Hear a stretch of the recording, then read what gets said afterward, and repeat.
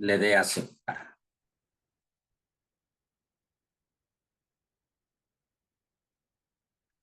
Bien, familia, pues vamos a dar inicio a nuestro estudio. Muchas gracias por estar conectados. Ya estamos grabando en nuestra clase que posteriormente la estaremos subiendo a YouTube, en donde también podrán volverla a escuchar o compartirla con alguien que ustedes consideren importante o que le guste o quisiera tener esa clase para escucharla. Así que recuerden que estamos hablando de la ética del reino. Ya estuvimos hablando del sermón, es parte del sermón del monte, pero ahorita estamos hablando ya de este contexto ético. Así que vamos a iniciar. Permítanme tantito. Muy bien. Rey del universo y Señor de todos los señores, Padre de la misericordia y el perdón, te agradecemos nuestro Elohim y Elohim de nuestros padres, haciendo reverencia y arrodillándonos, que nos hayas acercado a tu Torah y a tu obra sagrada, y que nos hayas capacitado para tomar parte en los secretos de tu sagrada Torah. Qué dignos somos que nos concedes semejante gran favor, que es la razón por la que suplicamos ante ti, para que nos perdones y absuelvas de todos nuestros pecados, y que ellos no traigan separación entre tú y nosotros, y que sea tu voluntad, nuestro Elohim y Elohim de nuestros padres, que despiertes y prepares nuestros corazones para amarte y reverenciarte, y que escuches nuestra palabra y abras nuestro cerrado corazón a los estudios de tu Torah, y que nuestro estudio sea agradable ante tu lugar de honor, como el aroma de dulce incienso, y que nos envíes luz desde la fuente de nuestra alma a todo nuestro ser, y que brillen las chispas de tus servidores sagrados a través de los cuales revelaste tu sabiduría al mundo. Que su mérito y el mérito de sus padres y el mérito de su Torah y el mérito de Yeshua HaMashiach y la santidad nos apoyen para que no tropecemos durante nuestro estudio, y que su mérito ilumine nuestros ojos con nuestro aprendizaje, tal como lo dijo el rey David, dulce cantor de Israel. Abre mis ojos para que pueda ver las maravillas de tu Torah, porque de tu boca Elohim da sabiduría y comprensión. Que las palabras de mi boca y los pensamientos de mi corazón encuentren favor ante ti, Elohim, mi fortaleza y mi redentor. Amén, ve amén. Bien, familia, pues vamos a iniciar donde finalizamos la semana pasada. Recuerden, estamos en nuestro estudio, nuestra clase de Ani Rotse Café. Recuerde que debe tener una pequeña taza de café con usted, acompañándolo. Un tecito o algo calientito. Bueno, acá está lloviendo, así que por eso les digo que algo calientito, algo que puedan estar tomando también. Así que, bien, la semana pasada estuvimos hablando, vamos a ver aquí para hacer un repaso rápido, de Mateo 6, versos del 1 al 4, ¿sí? Así que estuvimos viendo lo que es referente a cuidad de no practicar vuestra justicia delante de los hombres para ser visto por ellos. Así que ahora vamos a pasar a lo que viene siendo la tefilá del Padre Nuestro. Esto ya he dado algunos estudios acerca de lo que es la tefilá, su conexión, incluso cuando hablamos de tefilá, cuando iniciábamos también a hacer Shacharit, Minha y Arbit, por ahí también hice un estudio en donde les compartía, así que los que ya tienen ese tiempo con su servidor, pues prácticamente van a recordar que ya hablamos de ese tema. Sin embargo, vamos a enriquecer esos temas que ya hablamos de la tefilá en su conexión con el Padre Nuestro, debido a que en muchos de los aspectos he visto que muchos lo descartan, otros se llenan la boca para decir es que en Yeshua tenemos el Padre Nuestro, pero ni siquiera se lo saben. O sea, ni siquiera saben la lectura correcta. Así que no se trata solamente de memorizar, sino que a veces caemos en unas ideas tendenciosas que no ayudan mucho. Así que recordemos que nuestras clases, nuestros estudios que hacemos no son para pelear con nadie, no son para debatir con nadie, es para promover dentro del reino de Dios en la tierra la unidad, el amor, la obediencia a la Torá a través del Mesías Yeshua. Recordemos que nuestro Mesías no es griego, no es romano, no es occidental. Nuestro Mesías Yeshua es judío, tal como lo dice la Escritura, de la descendencia de David, ungido. Así que debemos de tener la conexión con la Torá debido a que él, como judío, guardó y promovió la elevación del contexto de la Torá a su máximo esplendor.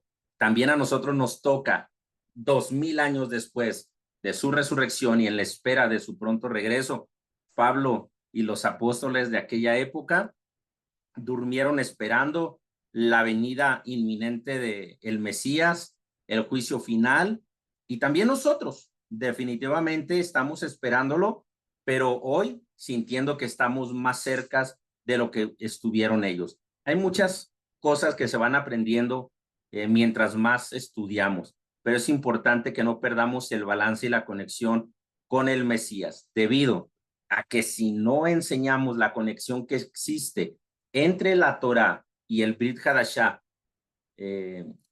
Torá y Yeshua, familia, estamos caminando chueco. Caminamos y tarde o temprano nos vamos a salir del camino, porque el que camina chueco va cojeando y cuando menos piense ya va para otro lado.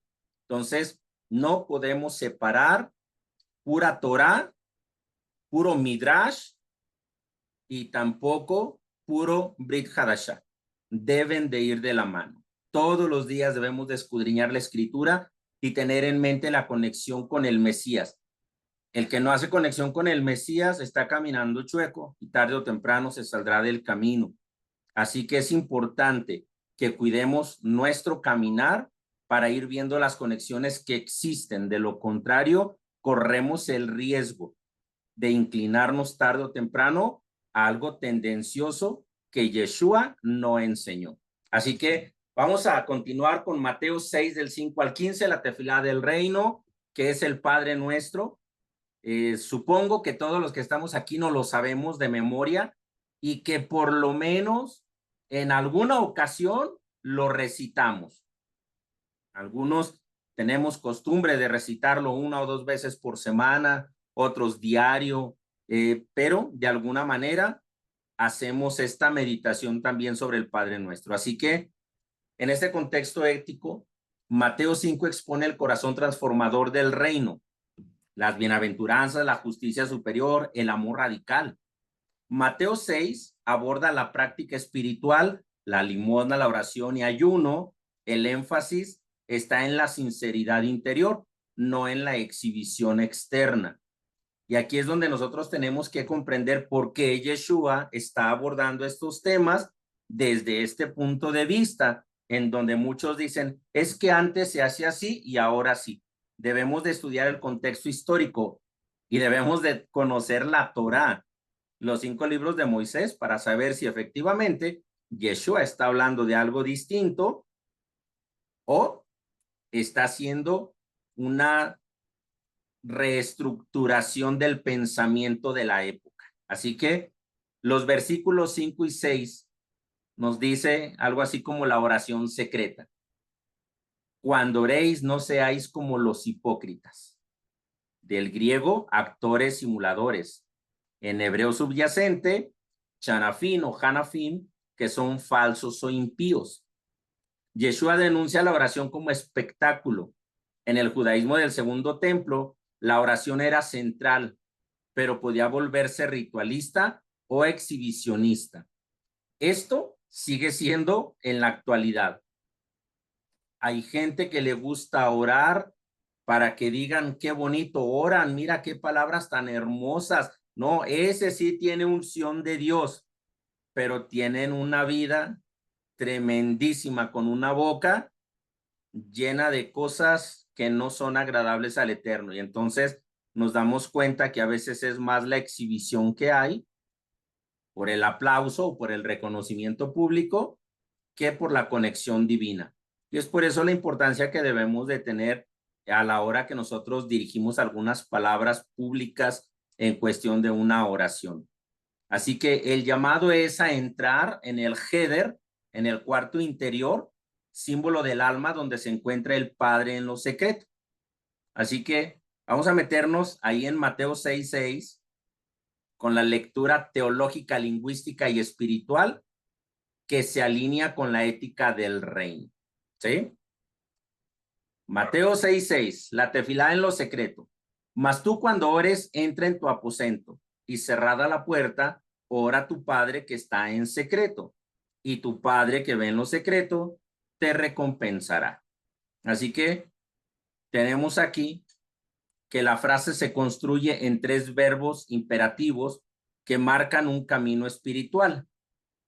Entra, cierra y ora. Así que esto es algo bien importante porque estamos hablando de una oración personal. Y bodedut, la plegaria o la oración personal privada. Entra, cierra y ora. Cada uno revela una dimensión de la ética del reino. Por ejemplo, entrar es una acción. Su significado es un retiro interior y separación del ruido. En hebreo estamos hablando de bo, la palabra bo. Por ahí hay una parashá que les va a recordar esa palabra. Después tenemos como acción cerrar, que es protección del espacio sagrado. En hebreo, segor. Y tenemos orar, diálogo íntimo con el Padre.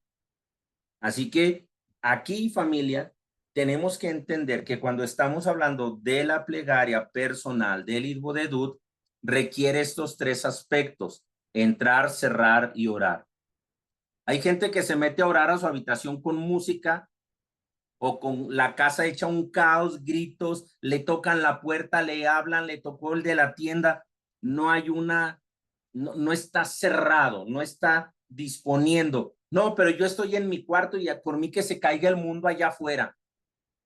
Creo que no estamos entendiendo el propósito de las palabras de Yeshua, porque entonces estaríamos perdiendo el interés también por lo que sucede afuera. Entonces debemos de buscar espacios que cubran con este propósito. Por ejemplo, aposento. ¿Qué significa? En griego, tameión, cámara interior, despensa, lugar oculto. En hebreo paralelo tenemos la palabra heder, que es una habitación privada, un espacio exclusivamente para la tefilá.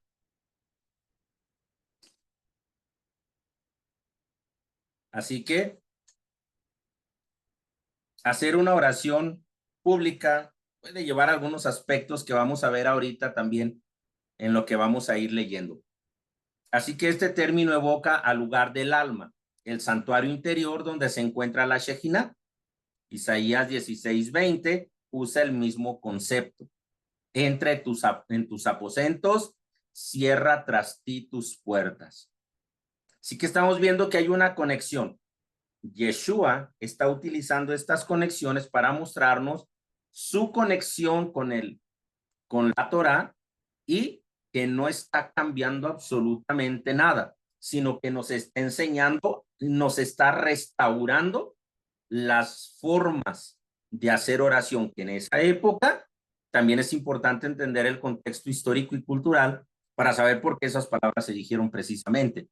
Hoy en día parece que está sucediendo lo mismo, así que las palabras que estamos revisando ahorita nos pueden ayudar a entender el por qué muchas de las veces la oración parece algo hueco. Luego dice, tu Padre que está en lo secreto. Ahí Yeshua revela una teología radical. El Padre no está en el templo visible, sino en lo oculto, en el corazón contrito. Esto conecta con el Salmo 34:15, los ojos de Adonai sobre los justos y sus oídos hacia su clamor. Los ojos de Adonai están sobre los justos. La ética del reino no busca aprobación humana, sino comunión divina. Entonces nos vamos dando cuenta de que este modelo de oración Si lo sacamos de su contexto, vamos a decir, entonces la oración pública Yeshua no la acepta, porque solamente habló de la oración privada. Vamos a entender un poquito más leyendo lo que es la investigación y el estudio que tengo aquí, para ver si logramos comprender todavía mejor la intención de Yeshua cuando dijo estas palabras. Ahora dice, te compensará. ¿Cómo? En griego tenemos apodosei, devolverá, pagará. En hebreo paralelo, yeshalem, que es retribuirá y completará. Tristemente, muchas de las personas que se meten a orar bajo una situación difícil es porque quieren la recompensa, quieren la retribución por orar, o incluso muchas de las veces ayunan con un propósito que la intención del corazón no es la correcta.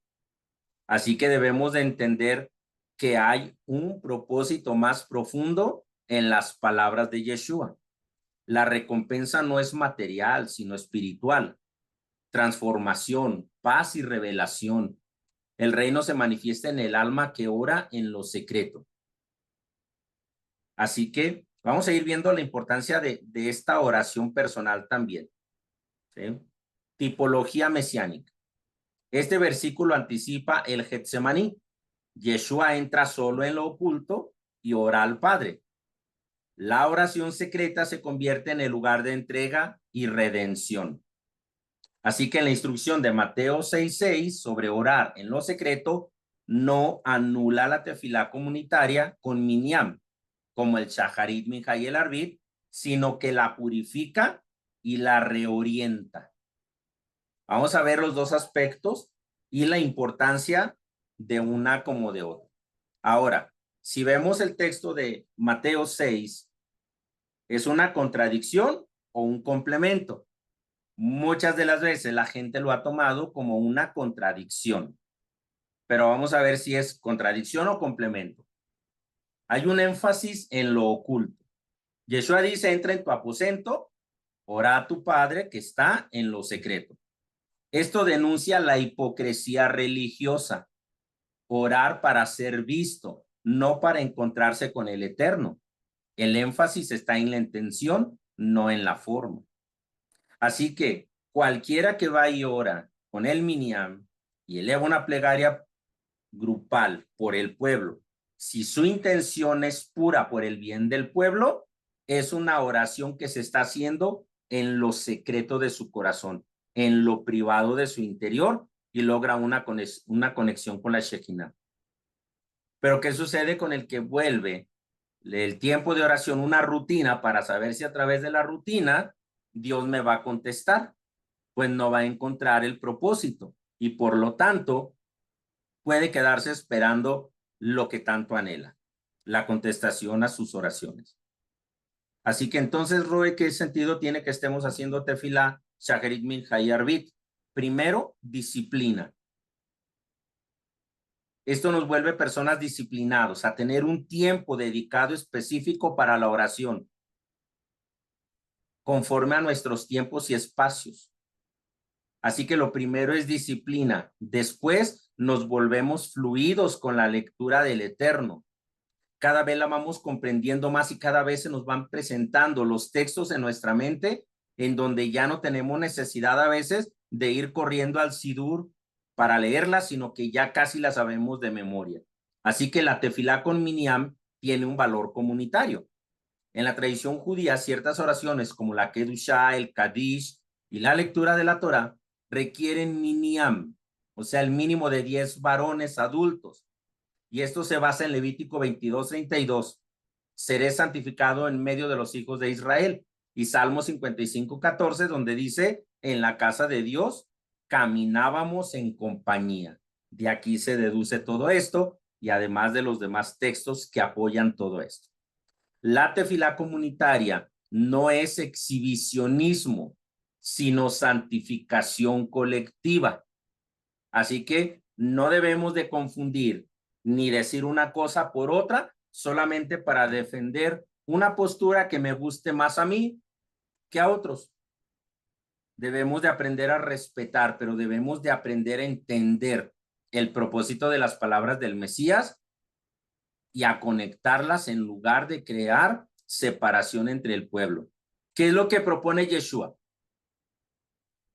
Él no está en contra de la tefilá pública, sino está reformando su propósito. Reorienta la oración hacia la intimidad con el Padre. Denuncia la teatralidad religiosa y afirma que el Padre ve el corazón, no el espectáculo. Esta es una de las razones por las cuales les digo, no se tire al piso, no haga teatro, que su padre no está viendo lo externo. Si usted quiere que lo vean en lo externo, pues bravo, ya recibió su recompensa, porque usted está orando de una forma teatral para que todos lo vean y digan, mira qué santo, qué devoto, qué bueno. Ah, pues ya recibió su recompensa. Pero si usted ora en silencio, ahí calladito, siguiendo el Sidur, conectado con la comunidad que está leyendo algo hermoso como palabras de la Torá, entonces usted recibirá su premio también, porque está orando con una intención en los secretos de su corazón. Por eso es que en la tradición judía orar lo hacen en la sinagoga para no tener distracciones. Tristemente hoy en día los creyentes en el Mesías no contamos con espacios adecuados cercanos a nuestros domicilios para orar con Minyan. Y el lugar donde tenemos para reunirnos, difícilmente logramos congregar a 10 varones para hacer tefilá shaharit del Shabbat. Imagínense qué tremendo, porque a veces es más el teatro que la acción. Así que esto está en perfecta sintonía con la ética profética de Isaías 1:15 y Amós 5:23, donde Elohim rechaza rituales vacíos. Así que lugar es el aposento secreto, tefilá con minyan es la sinagoga o el espacio comunitario y están perfectamente en armonía. La intención, Mateo 6:6, es la intimidad sincera. La tefilá con minyan, santificación colectiva. Peligro, en Mateo 6:6, hipocresía y vanidad. Con la tefilá en minyan, rutina sin corazón. Y estos dos puntos son importantes, familia, porque este peligro está en ambos lados y son cosas que debemos de cuidar. Porque el que ora en lo privado, solito, sin un minyan, no, a mí me gusta orar solo y yo me encierro y a mí Dios me escucha. Baruch Hashem, sí lo creemos. Pero puede haber hipocresía y vanidad. El problema que mucha gente hace con Shaharit Minha y Arbit, una rutina sin corazón. Ay, la que me toque. No, la que salga. Ah, está bien. Aquí estoy. Así que debe de haber un propósito, tanto en la tefilá interior, cuando hacemos solitos tefilá, Itbodedut, plegaria personal, y cuando hacemos una tefilá con minyan, que esto es a través de lo que nosotros estamos formando una sala virtual de tefilá, en donde buscamos hacerlo cada vez mejor, que no lo hemos logrado, pero pretendemos y creemos en Hashem de que alcanzaremos a tener una disciplina hermosa para seguir haciendo este tiempo de tefilá mañana, tarde y noche. ¿Cuál es el ideal? Encuentro con Hashem. Y en la sinagoga, pues también la unidad y la santidad. Así que Mateo 6:6 no anula la tefilá comunitaria, sino que la llama a la autenticidad. La oración en secreto y la oración en comunidad son dos alas de la misma espiritualidad del reino. Una íntima, otra colectiva, pero ambas dirigidas al Padre que ve en lo oculto. ¿Qué es ver en lo oculto? La intención de tu corazón. ¿Con qué intención nos ponemos en pie para orar en la mañana o con qué intención nos metemos a orar delante de Hashem? ¿Cuál es la intención de nuestro corazón? Esto es a lo que va directamente Yeshua. En los versículos 7 y 8 contra la palabrería vana. Dice, no uséis vanas repeticiones, en griego, botologesete, creo que sí lo dije bien. Dice, repetir sin sentido. En hebreo paralelo es shiharreika, un discurso vacío. Entonces, muchas personas he escuchado tristemente decir que Shacharit Minha Arbit es palabrería vana. Y ni siquiera lo han hecho una sola vez, ni siquiera han leído un sidur, donde hay textos bíblicos de la Torá, de los profetas y de los salmos. Entonces, llaman palabrería vana a la tefilá Shacharit Minha Arbit, pero no llaman palabrería vana a la gritería que pueden hacer sin sentido. Con todo respeto para todas las formas de oración, ¿eh? Estamos hablando de lo que Yeshua está atacando directamente cuando nos está enseñando a través de esta porción. El Padre ve en lo oculto, ve la intención de nuestro corazón. Entonces, si nos la pasamos atacando otras posturas y otras personas, en lugar de hacer el trabajo que nos toca a cada uno de nosotros, pues entonces seguiremos en un conflicto religioso que estará extendiendo y prolongando más el tiempo hasta que suceda como en los tiempos de Noé. Así que Yeshua no condena la repetición en sí, como los salmos o la mirá, sino la oración mecánica sin corazón, solo para quedar bien o dar un aspecto de piedad íntima. El Padre conoce nuestras necesidades antes de que las digamos. Cuando nosotros hacemos Shacharit Minha Arbit, Hashem ya sabe cuál es la intención de nuestro corazón y con cuánta cabana lo estamos haciendo. Ani Rotse Café, familia.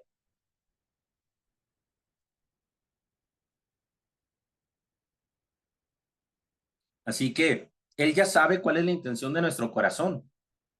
Él ya sabe si estamos preparados, dispuestos a hacer la tefilá, si hubo esfuerzo, si hubo intención, o si solamente hubo un, ay, pues ya me desperté, pues déjame conecto. Ah, nomás para que no digan, ay, es que el Rosh, el Roe, siempre está bien insistente, pues, ay, hay que entrar, pero qué pesado. Dios conoce la intención del corazón de cada uno de nosotros. Aquellos que están convencidos de la importancia de lograr una conexión continua en Shacharit Minha y Arbit han tenido resultados y han sido pacientes y han visto la mano del Eterno. El que no lo ha logrado es porque la intención de su corazón no está enfocada a honrar a Dios. Así que vamos avanzando más, versículos 9 al 13, dice el Padre nuestro, tefilá del reino. Vosotros pues orad así. Esta oración es una estructura ética y espiritual del reino. Cada línea tiene raíces hebreas profundas. ¿Cuál era el lenguaje de la época de Yeshua? ¿Cuál era el idioma que se hablaba en aquel tiempo? Según los historiadores y los especialistas catedráticos, se hablaba griego koiné o griego koiné, y el hebreo era un lenguaje que se utilizaba solamente en las cosas sagradas o en el templo. También se hablaba latín en algunos grupos, principalmente romanos. Entonces, estos tres aspectos tienen mucha importancia, pero para nosotros, el Mesías Yeshua, judío, hace una conexión profunda de la oración a través de la profundidad del lenguaje hebreo. Aunque la escritura de los evangelios está en griego, los catedráticos, la mayoría coinciden de que todo el Brit Hadashah ha sido escrito en griego koiné. No hay evidencias hasta el momento que digan que encontraron un papiro o un pergamino o un rollo de uno de estos libros en hebreo. Todos son en griego koiné. Así que vamos a ver esta conexión ahorita. Padre nuestro, en hebreo decimos Avinu. Luego muchos dicen, voy a decir el Avinu Shabashamaim. Y no, estamos hablando de dos oraciones diferentes. Aquí tenemos Padre Nuestro, es Padre, Avinu. Su significado ético es la relación íntima y confianza filial, o sea, nuestra confianza en Hashem. Luego dice, santificado sea tu nombre, Yitkadesh Shimcha, que es reverencia y santidad. Luego decimos, venga tu reino, que eso representa esperanza mesiánica y justicia, Tabó Malhutja. Y luego tenemos, hágase tu voluntad, Yase Retzonja, sumisión activa, pan diario, Lehem Hukenu, dependencia y sustento. Luego tenemos perdón, Selah Lanu, misericordia y reciprocidad. Y al último, no nos dejes caer, que es Altebién Olidei Nisayón, que es protección espiritual. Entonces, si vamos entendiendo la oración del Padre Nuestro, nos damos cuenta de que requiere una relación íntima de confianza a Hashem con Kavaná, con reverencia y santidad, con esperanza de justicia y la revelación de Yeshua nuevamente. Una sumisión activa, o sea, sé que estoy sujeto a las reglas y leyes del reino. Esto es la obediencia de la Torá. Cuando hay esa dependencia, entonces también hay sustento. Pero todo esto también requiere misericordia y reciprocidad. Como consecuencia, le pedimos al Eterno que traiga protección espiritual para nuestras vidas. Entonces, los versículos 14 y 15, que nos hablan del perdón como ética del reino, dice, si perdonáis, vuestro Padre os perdonará. El perdón no es solo un acto emocional, sino una ética relacional del reino. Debemos de aprender a perdonar. Muchas personas me habían comentado, es que yo no puedo perdonar. Cuando les explicas lo importante de perdonar, que es como soltar, tener una libertad en tu corazón y dejarlo todo en manos del Eterno, comenzaron a tener una mayor tranquilidad en sus vidas y a tener una mejor relación incluso con su prójimo. Así que esto es muy importante, familia. Si no hay perdón, pues entonces nosotros mismos estamos reteniendo algo en nuestro ser que nos impide alcanzar el propósito divino en nuestra propia vida. Así que no es solo un acto emocional, pero la mayoría de personas se mueven por lo emocional. Y es que me hicieron, y es que malagradecidos, y es que yo sí, y es que yo esto, y es que es un yo-yo tan grande que no entendemos la importancia de perdonar. Luego tenemos en hebreo la selijá, que implica borrar la deuda y restaurar la relación. Aquí es donde muchos se meten en conflictos y dicen, es que si tengo que perdonar, voy a tener que convivir nuevamente. Bien, es restaurar tu relación con el Eterno. Cuando tú pides perdón a una persona por algo que lo separó, por algo que tú dijiste, por algo que ocasionaste, o incluso cuando solamente buscas la reconciliación, tú estás restaurando tu relación con Hashem.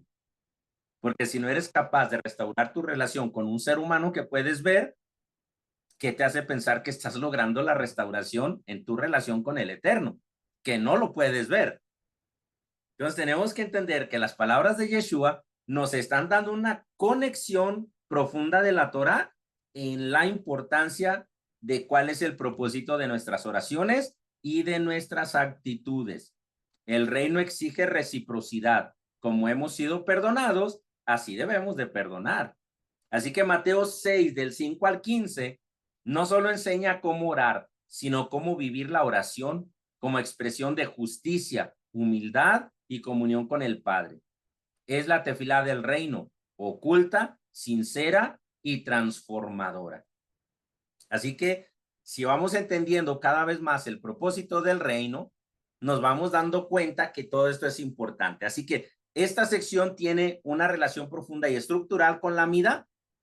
Aunque Yeshua no cita la Amida directamente, se enseña sobre la tefilá, su enseñanza sobre la tefilá refleja y formula elementos clave de esta plegaria tradicional. Aunque esto ya se los he explicado en otras charlas, vamos a verlo aquí rapidito también. ¿Qué es la Amida? La Amida, también llamada Shemoneh Esrei, que son las 18 bendiciones, son 19 en realidad, es la oración silenciosa que se cita de pie 3 veces al día. Shaharit, Minha y Arbit. Es el corazón de la liturgia judía, compuesta por 3 alabanzas, 3 bendiciones iniciales, petición, 13 bendiciones centrales y acción de gracias, 3 oraciones finales. Y esto lo hacemos todos los días. Todos los días lo estamos leyendo y estamos recitando la Amida y estamos llevando a cabo estas conexiones. Mateo 5:15, 6 del 5 al 15, tiene esos paralelos también con la Amida. Oración en lo secreto del verso 6, Yeshua enfatiza la intimidad sobre la ostentación. La Amida se recita en silencio, con kavaná, con intención, como un diálogo interior con Hashem.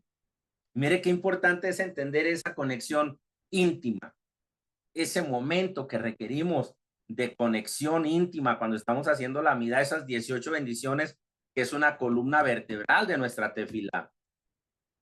2. No repeticiones vanas, el verso 7. La Amida tiene estructura fija, pero se recita con conciencia, no como fórmula vacía. Yeshua critica la repetición sin corazón, no la liturgia en sí. Así que pudiese estar a hacer repeticiones vanas sin estar llevando a cabo una liturgia. Así que muchas de las veces nos enfocamos en otras tendencias religiosas cuando no nos damos cuenta que probablemente nuestra forma de orar son repeticiones sin un propósito profundo y auténtico, sino que la intención es salir de los aprietos en los que nos metimos con pecado, con rebeldía, con vergüenza delante del Eterno por no guardar sus mitzvot. Y a veces lo que queremos es el perdón inmediato y la contestación, pues que no sea menos rápida. Entonces, muchas de las veces la tefilá, esa itbodedut, esa plegaria personal que se está haciendo, está llena de una repetición sin corazón, sin sentido, porque su propósito es solamente no sentir culpa de lo que hizo. Eso es solamente. Y por eso muchas personas siguen hundidas en una depresión espiritual y emocional.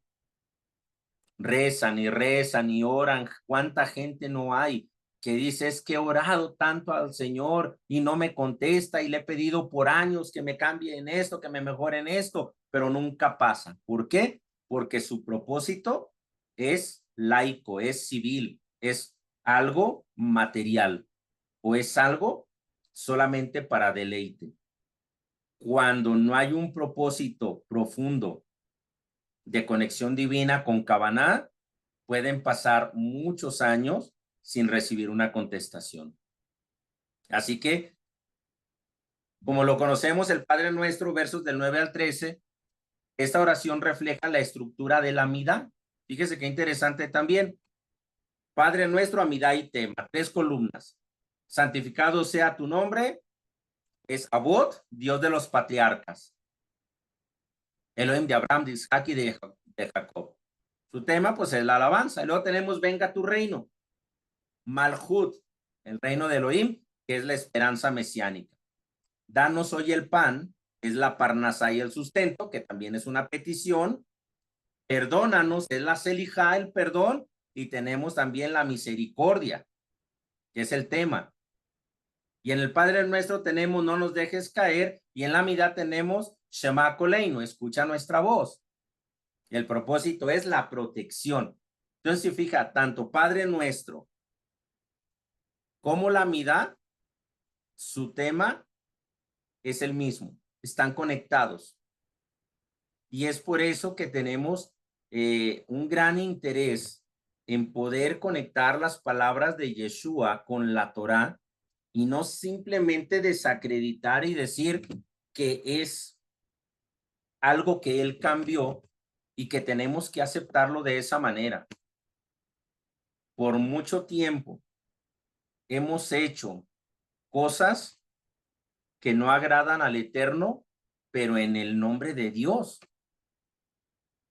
Hoy estamos estudiando bajo una perspectiva hebrea de un Mesías hebreo judío, en donde tristemente cada que muchos escuchan la palabra judío o literatura judía se asustan o la critican, la satanizan e incluso señalan a aquellos que lo estudian. Y eso es triste, porque solamente hay dos fuentes: la cultura hebrea judía y la cultura grecorromana cristiana que conocemos. Así que la información viene de cualquiera de estos dos conductos. Y no por eso debemos de separar la tradición, las costumbres de la Torá y el Brit Hadashah. Van de la mano. Yo siempre lo digo, familia. Si le enseñan puro Torá, puro Midrash, puro comentario sin Brit Hadashah, no escuchen, porque tarde o temprano lo va a llevar con otra tendencia. ¿Cuál es la intención del corazón con enseñar de esa manera? A veces no sabemos la intención del corazón de las personas. Y si es puro Brit Hadashah sin Torah, no escuche. Busque, por favor, estudiar y congregarse con una comunidad que le ayude a hacer esas conexiones, pero sobre todo que lo enseñe a amar a su hermano independientemente de sus posturas. Así que la ética del reino y la amistad no está rechazando Yeshua la tradición, sino que la purifica y él la llama a una oración que integra la voluntad divina. Hágase tu voluntad. Reconoce la dependencia diaria, danos el pan y practica el perdón activo como nosotros perdonamos. Así que esto está en perfecta sintonía con la mirada que busca alinear la voluntad humana con la divina. Así que esta conclusión de Mateo 6, 5, 15 no reemplaza la mirada, sino que la reinterpreta desde la ética del reino. Una espiritualidad interior, sincera y transformadora. Yeshua, como judío del segundo templo, enseña una tefilá que honra la tradición, pero exige autenticidad. Eso es lo que nos está exigiendo. Aniel Rotse Café, familia.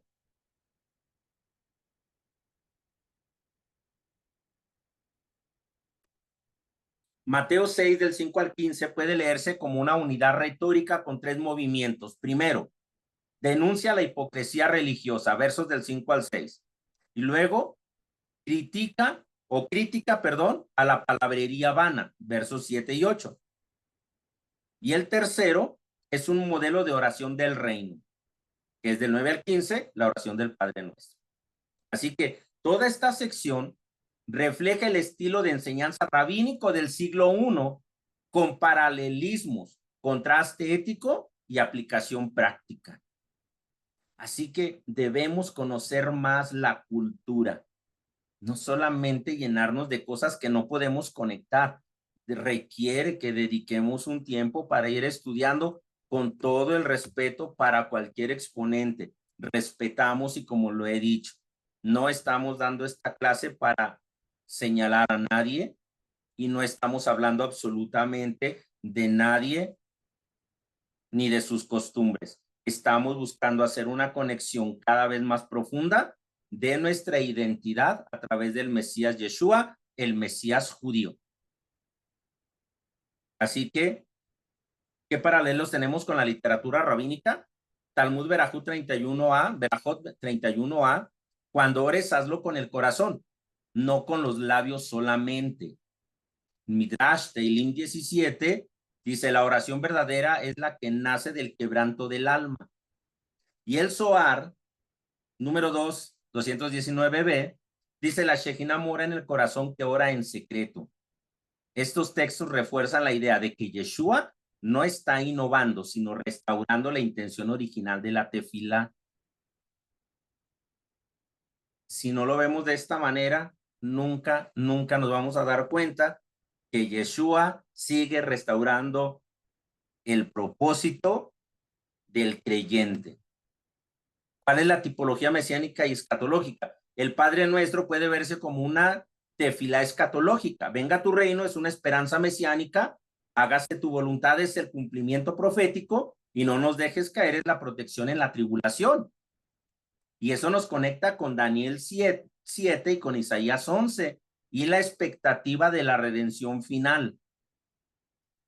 Imagínense qué interesante es poder ir viendo todas estas conexiones. Tenemos que ver la crítica teatral como recurso pedagógico. El uso del término hipócritas o hipócrites del griego no solo denuncia la falsedad, sino que retrata al religioso como actor, lo que permite a los oyentes visualizar la escena, el actor religioso contra el adorador oculto. ¿Cuál somos nosotros? ¿Qué tipo de oradores y adoradores somos? ¿Somos actores religiosos o somos adoradores en lo privado, en lo oculto de nuestro corazón, con cabana y con amor, con una intención del reino?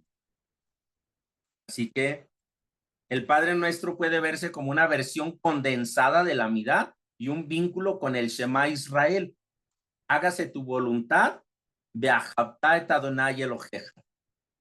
Lo decimos, perdónanos, Adonai, Adonai, el Rahum Behanum, de Éxodo 34, 6, 7. Eso muestra cómo Yeshua reinterpreta sin romper la tradición litúrgica. Ese es uno de los problemas hoy en día. Se reinterpreta, aunque se anule la Torá, los profetas y los salmos, con la intención de decir que es algo inspirado. Pero recordemos, familia, que no toda la inspiración viene de Hashem.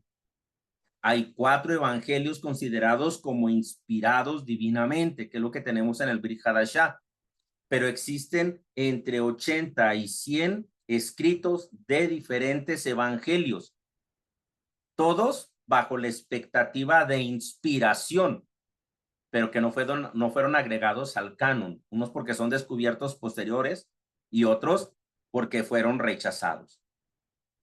Así que imagínense, si todo lo aceptáramos como inspiración, no sé dónde estaríamos. Y gracias al Padre que nos ha permitido en este tiempo ir aprendiendo estas reconexiones de lo que estamos estudiando. Así que el académico y profesor Antonio Piñero señala que el Padre Nuestro es una oración judía formulada, no cristiana en su origen. Su estructura refleja el pensamiento apocalíptico del siglo I, de urgencia, dependencia y redención. Uno de los catedráticos más importantes de nuestra época, filólogo y estudioso de las escrituras hebreo, griegas y latín, un excelente maestro, como él dice, no religioso, laico, pero un hombre que tiene información altamente importante que ha generado choque en el mismo pensamiento cristiano. Así que hay mucha información muy interesante. Mateo 6, 16 al 18 nos habla del ayuno. Dice, cuando ayunéis, no pongas cara triste como el hipócrita. Nuevamente, hipócritas, como los hipócritas, que desfiguran su rostro para que los hombres vean que ayunan. En verdad os digo que ya reciben su paga. Tú, en cambio, cuando ayunes, perfuma tu cabeza y lava tu rostro para que tu ayuno sea visto no por los hombres, sino por tu Padre que está allí en lo secreto. Y tu Padre que ve en lo secreto te recompensará. Así que tenemos un imperativo ético.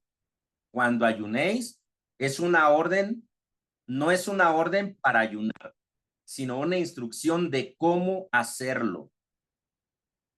Luego tenemos el contraste dramático, hipócritas contra adorador oculto. y que lo hace con una buena intención, en lo privado, no en la obra teatral para que nos vean. La imagen teatral demudan sus rostros, y eso es igual a uso de máscaras como actores griegos. Y la recompensa divina, dice Dios ve en lo secreto, es teología de la interioridad. Yeshua todo lo está elevando a la intención del corazón. ¿Cuál es el propósito y la intención de lo que hacemos? Todas nuestras acciones deben de ir conectadas con una intención y de ahí proviene todo. ¿Cuál es el contexto judío del ayuno? Tanaj y Talmud, Levítico 16:29. Único ayuno obligatorio, Yom Kippur. Afligir vuestras almas. Afligiréis vuestras almas. Salmo 35:13 dice, afligé con ayuno mi alma. Ahí está el ayuno como una expresión de arrepentimiento. Y el Talmud Tanit 11a, el que ayuna por vanidad, ha perdido su recompensa. Hay gente que se la pasa sin comer, supuestamente ayunando para Dios, pero hay una vanidad oculta en el propósito verdadero. Por lo tanto, el ayuno puede darle una recompensa física saludable, pero no una conexión divina. Por eso es importante cómo hacemos el ayuno. Por eso es entender que este texto de Mateo 16 al 18 no es una orden de ayunar, sino la instrucción de cómo hacer el ayuno. Ahora, ¿qué dicen los rabinos y los profetas? Isaías 58:3-7 denuncia del ayuno hipócrita. Elohim quiere justicia, no ritual vacío. Zacarías 7 del 5 al 6 dice, ¿ayunasteis para mí realmente? Se está criticando a la religiosidad fingida. Fíjese cómo las palabras de Yeshua están perfectamente conectadas con la Torá. No está señalando algo porque no le gusta o porque lo quiere cambiar. Nos está enseñando a volver a la Torá, a hacer ese teshuvá, a hacer ese retorno. Tikkun. Incluso la lectura cabalística judía en el ayuno no es solo abstinencia física, sino contracción espiritual para permitir que la luz divina entre. Es unión y limpieza. Símbolo del tikkun, Mateo 6:17, reparación del alma. El rostro limpio representa el panim verdadero, o sea, el rostro verdadero, sin máscaras ni ego. En la lectura mesiánica, Yeshua no prohíbe el ayuno, sino que lo purifica de la teatralidad. El ayuno se convierte en acto de comunión secreta con el Padre, no en un espectáculo. Y anticipa la ética del reino, interioridad, autenticidad y humildad. Roe, ¿usted por qué hace ayuno en la noche si esos ayunos ni siquiera están en la Biblia? Vamos a ver cuántos ayunos hay en la Biblia. Pero lo que estoy buscando siempre, familia, es que Dios vea tu interior, que vea lo auténtico del propósito de tu ayuno. Porque si ayunas en el día más de una vez, te ves obligado a decir, ay, es que no puedo comer, ay, es que estoy en ayuno, ay, no, es que estoy en ayuno, ay, es que nuestro Roe, nuestro pastor nos puso a ayunar a toda la congregación, ay, no, es por las familias, es por esto. No, a veces sacamos lo teatrales que somos y en el día podemos perder toda la bendición. Sin embargo, estoy buscando que desde las 5 de la tarde ya no tengamos comida en nuestro cuerpo para que entremos en un tiempo de oración al arbit, las conexiones que hacemos de estudio y luego vayamos a descansar y despertemos con el estomaguito vacío a hacer shaharit. Y después del shaharit, el que se esfuerza un poco más, Baruch Hashem. Pero ya podemos entregar un ayuno que buscamos con una intención que sea en lo secreto de nuestro corazón. En las aportaciones académicas, Jesús no inventa el ayuno, lo reinterpreta dentro del judaísmo del segundo templo. El énfasis en lo secreto refleja una espiritualidad apocalíptica, donde Elohim ve y juzga desde lo oculto. El ayuno es parte de la ética escatológica, preparación para el reino, no mérito ritual. Así que estos segmentos son importantes. Dramatización del hipócrita versus el adorador oculto. Y esto nos sirve a nosotros, estos segmentos nos sirven a nosotros, no solo para estudiarlos, sino para analizarnos. Cuando se ayuna, ¿hay dramatización del hipócrita o reflejamos el adorador oculto? Si leemos la lectura paralela de Isaías 58 y Mateo 6, nos vamos a dar cuenta que hay una conexión tremendísima. Así que, ¿qué significa ungir la cabeza? Y pregunta para el oyente: ¿tu ayuno revela o disfraza? Así que imagínese todas las cosas que podemos aprender acerca de las palabras y conexiones que nuestro Mesías nos estaba revelando y nos estaba enseñando. ¿Cuáles son los ayunos bíblicos en el Tanaj? Yom Kippur, Levítico 16:29, expiación nacional, único ayuno obligatorio. Por eso cuando hay ayunos, lo invito. Nadie absolutamente está obligado solamente por ser miembro de la comunidad. Es una invitación abierta para el que decida hacerlo. Luego tenemos el ayuno de David, del rey David. Segunda de Samuel 12:16. Dolor por su hijo enfermo, se negó a comer. Él ayunó como súplica. Su ayuno representó una súplica de David. Luego tenemos el ayuno de Esther, bien conocido por todos. Protección ante el genocidio. Un ayuno comunitario. Tenemos el ayuno de los ninivitas, de Jonás 3:5. ¿Cuál es el motivo? El arrepentimiento. Ayuno incluso de animales. Y tenemos el ayuno de Esdras, en el Esdras 8:21, petición de protección, el ayuno como preparación espiritual. Así que tenemos este contexto de ayunos. Hay gente que me dice: Roe, voy a estar en el ayuno de Daniel por 30 días. Ese no se llama ayuno, ese es un cambio en tu alimentación. Ayuno es cero alimento, seco de hecho. Ay, es que el ayuno de Daniel con frutas, verduras, legumbres y agua.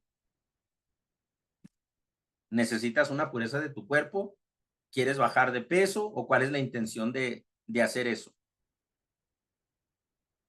Tenemos que conocer las verdaderas intenciones de cada ayuno y lo que es verdaderamente un ayuno. Así que, ¿cuáles son los patrones comunes? Dolor, arrepentimiento, súplica y preparación. No hay instrucciones rígidas sobre duración o frecuencia.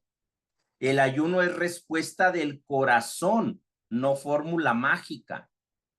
En la Torá, el único ayuno explícitamente ordenado por Elohim es el de Yom Kippur, mencionado en Levítico 16:29 al 31 y Levítico 23 del 27 al 32. Este ayuno es obligatorio y está asociado con la expresión nacional. Este no es si quiere, no lo mando yo, lo manda Hashem. Así que, ¿hay ayunos posteriores fuera de la Torá? Sí, los de los profetas. Así que los siguientes ayunos fueron establecidos después del periodo de la Torá, en la época de los profetas y el exilio. Yeshua los conoce perfectamente. No me diga así porque él es divino y porque él lo sabe todo. No, es porque está instruido y educado bajo este pensamiento y esta estructura cultural y nacional. Como judío, fue educado y preparado y en el conocimiento de todo esto. Él debería de saber de memoria. Todos los seguidores de Yeshua tenían esa capacidad porque fueron educados desde niños. Así que ahí tenemos en Zacarías 8:19 el ayuno del 17 de Tamuz. Para aquellos que, ay, es que ese ayuno es rabínico, es del Tanaj, ahí está. Es la brecha en las murallas de Jerusalén. Tenemos Tisha B'Av, el 9 de Av, Zacarías 8:19, por la destrucción del templo. Fue un ayuno nacional también. El ayuno de Gedalía, el 3 de Tisri, también está en Zacarías 8:19, asesinato del gobernador judío. Y el 10 de Tebet, que es en Zacarías 8:19 también, inicio del sitio de Jerusalén. Estos son ayunos que fueron hechos también, y este es el motivo.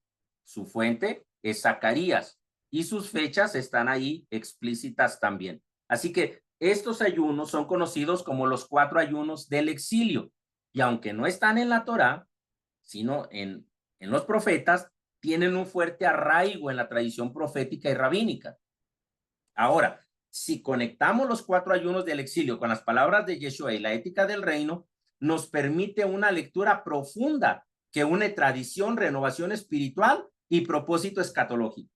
Estos ayunos fueron establecidos para despertar en el pueblo el arrepentimiento, como lo confirman los profetas. Así que, por último, vamos a ver aquí, ya casi terminé esta parte.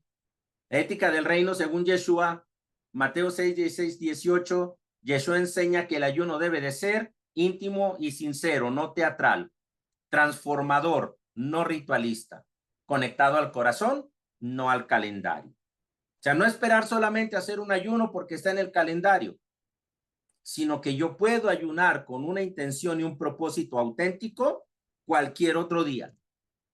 Mateo 5:7, su ética del reino se basa en justicia interior, Mateo 5:20, misericordia activa, Mateo 5:7, y pureza de intención, Mateo 6 del 1 al 6. Conexiones profundas, de lamento al gozo. Zacarías 8:19 profetiza que estos ayunos se convertirían en días de alegría cuando haya paz y verdad. Yeshua anuncia el reino como la llegada de esa paz mesiánica, donde el lamento se transforma en consuelo, Mateo 5:4. 2. Ayuno como preparación del reino.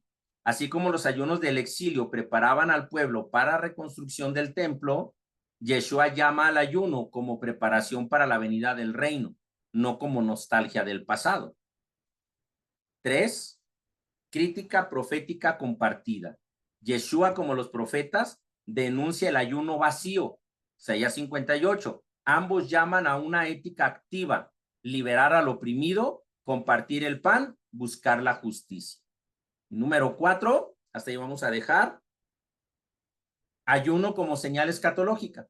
Los ayunos del exilio recuerdan la pérdida del templo. Yeshua anuncia la importancia de la intención del corazón en toda ocasión, y su ética apunta a una restauración espiritual, no solo arquitectónica. Así que, familia, hasta aquí vamos a dejar nuestra clase del día de hoy, esperando que las palabras compartidas hayan ayudado a tener un mejor entendimiento del propósito y la enseñanza del Padre Nuestro y el ayuno desde el contexto de Mateo 6. Así que, hablando de la ética del reino, Anir Rotse Café, nos vemos la próxima semana con la siguiente clase. Pásenla bonito, shalom, shalom.